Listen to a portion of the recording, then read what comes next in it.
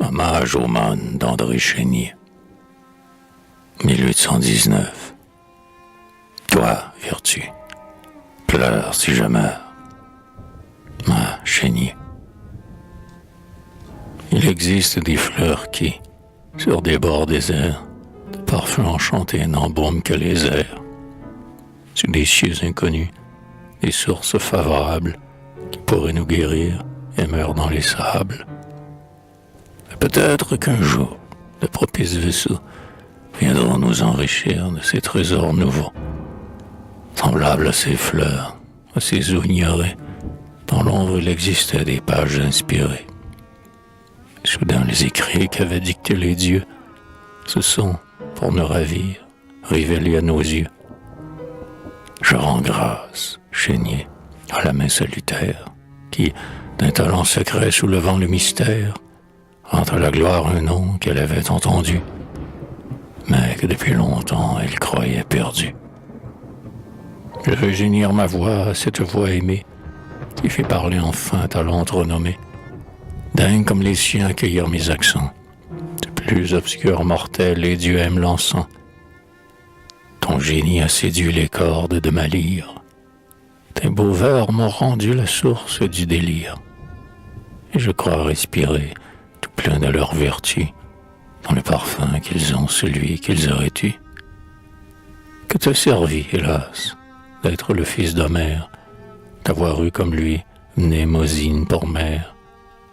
Les cœurs sacrés du Pinde, en voyant tes malheurs, au lieu de te défendre, ont répandu des pleurs et des chants généreux, divine inspiratrice.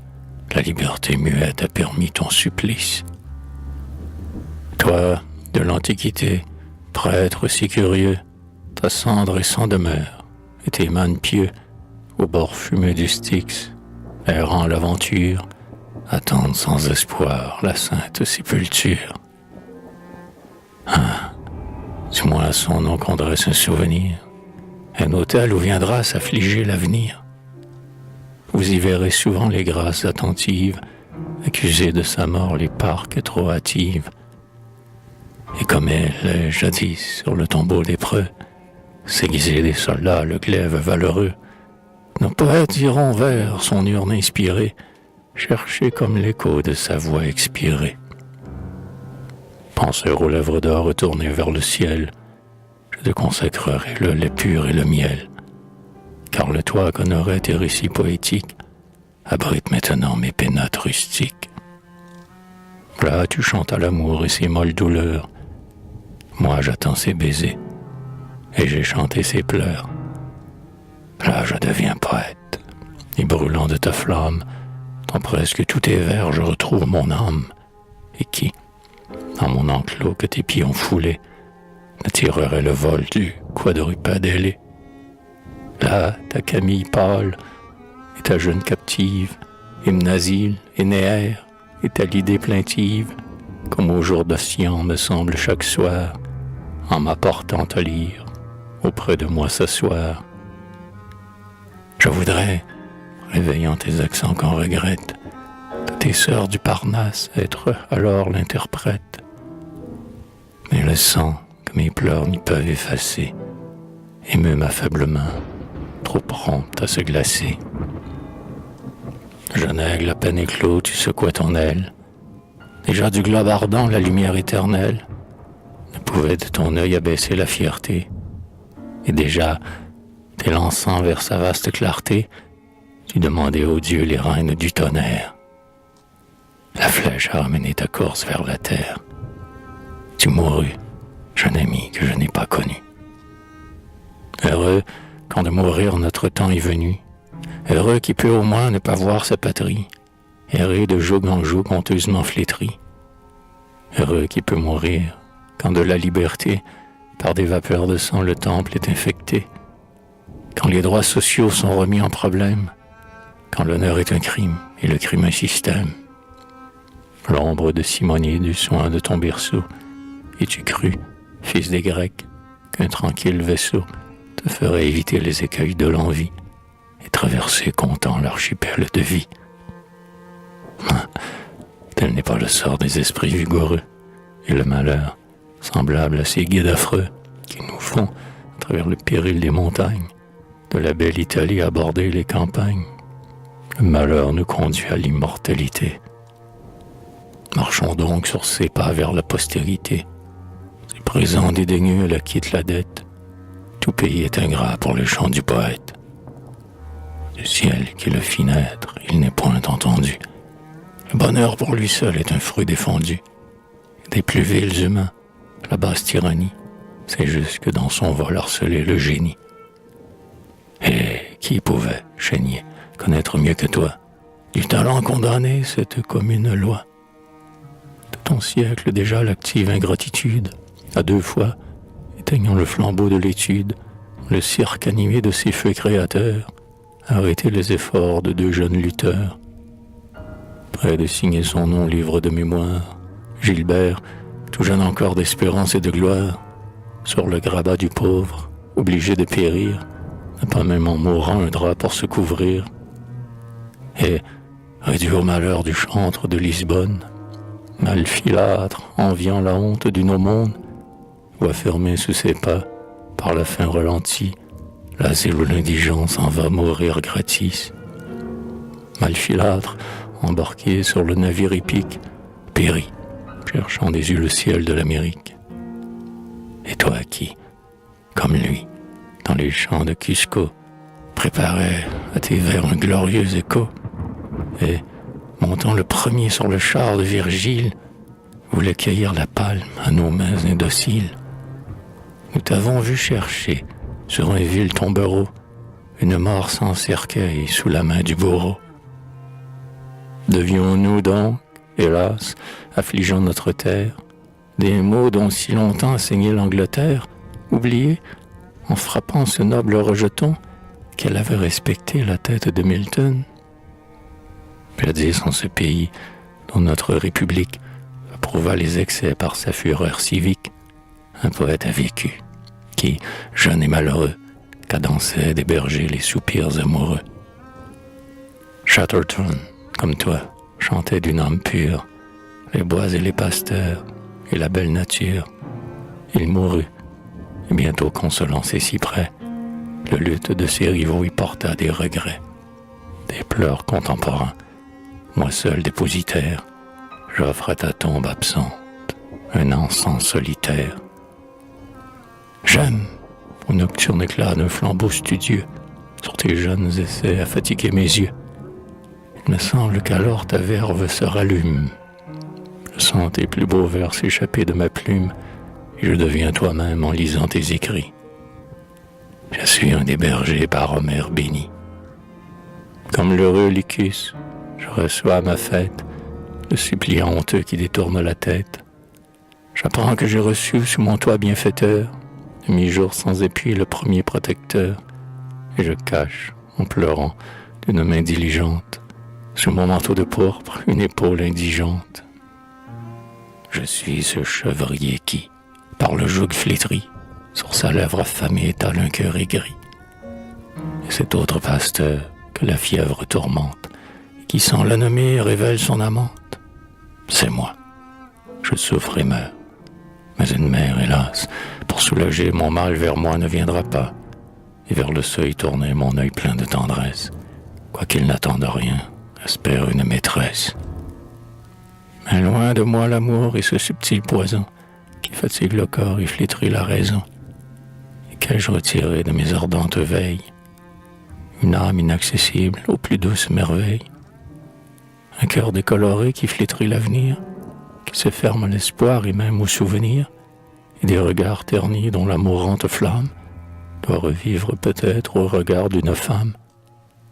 Non, non, je ne veux plus dépendre tous les jours d'un sourire adoré qui nous trompe toujours. Chénier, tu m'as rendu le besoin de la gloire, le besoin de briller comme un nom de l'histoire. L'œil fixé sur tes vers, mon esprit exalté repousse du bonheur l'indigne oisiveté. J'ai voué ma jeunesse aux longueurs de l'étude. De mes travaux perdus, j'ai repris l'habitude. De l'Amérique aussi, je veux chanter les bords. De tous les coins du monde, amassant les trésors, j'irai, malgré la mer, ou la nuit orageuse, enrichir en tout lieu ma lyre voyageuse. Je veux, contemporain des siècles expirés, ravir aux mains du temps leurs tableaux déchirés, et des pays lointains, rapprochant les distances, les couleurs de leur ciel marier les nuances.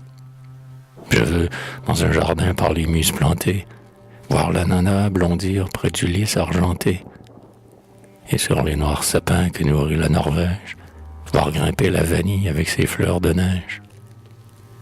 Traversant ma voie les humides états, la Tamise au flot vert grossira le rota, et du sol écossais la clé de nourricière, des rivages romains mouillera la poussière.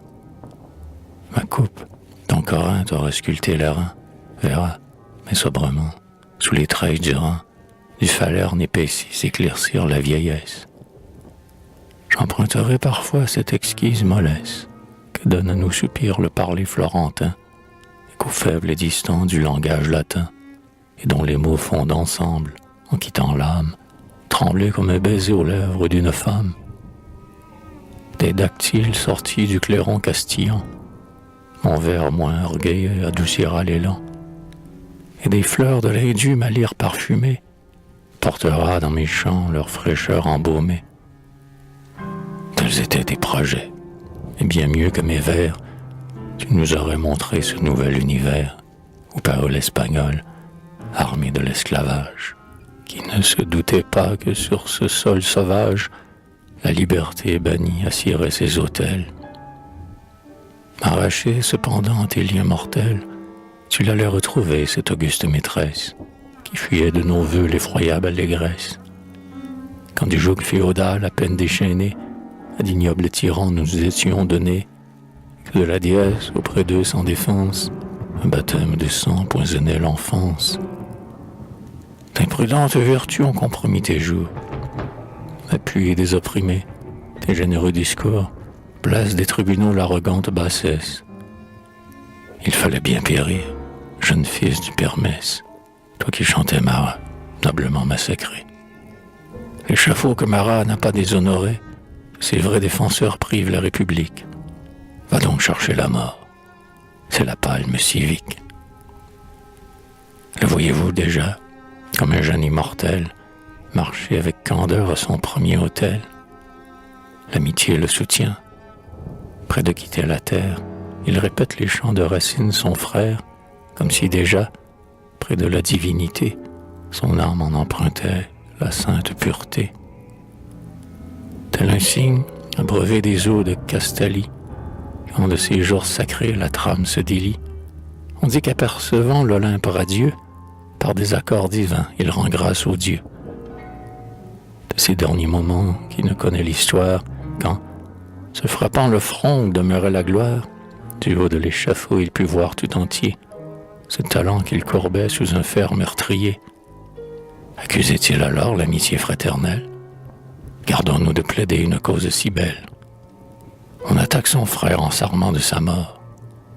Irais-je à ce combat perdre un stérile effort, et prenant dans mes vers le parti du génie, de ma victoire encore nourrir la calomnie? Du poids de mon silence, il vaut mieux l'accabler. Défendre la vertu, c'est presque l'immoler. Et de la liberté, dont Chénier fit sa gloire, l'ombre en deuil aujourd'hui protège sa mémoire. Protégeons-la nous-mêmes, en soignant le laurier, qu'il soignait pour son frère expiré le premier. Recueillons de ses chants l'imparfait héritage, et mort assassiné, que sa gloire partage, les rameaux toujours consacrés à Lucain, qui fit pâlir Néron d'un vers républicain. Le crime dictateur condamne à leur génie, qui chantait en mourant la justice bannie. Leur rappela ses temps empreints de son courroux, où Sylla décimait les Romains à genoux. Ou Marius, sorti d'un exil consulaire, écrasait le Sénat sous son char populaire. L'autre, ces jours sanglants de vertige et d'horreur, où toutes les vertus se changeaient en fureur, où le crime, affamé d'une lâche pâture, et malgré leur oubli, fouillant leur sépulture, allait dans le passé décapiter les rois. Tandis que les Français, restés amis des lois, semblaient de l'échafaud se passer l'héritage, et que nos yeux, chargés de larmes sans courage, chaque jour, à travers la terreur de Paris, un cercueil ambulant voituré à leurs débris. Dans les tuves mortelles où s'épuisent ses veines, mais non pas sa ferveur pour les gloires humaines. Lucas, un autre monde embrassant l'horizon, à l'avenir sonore entend dire son nom.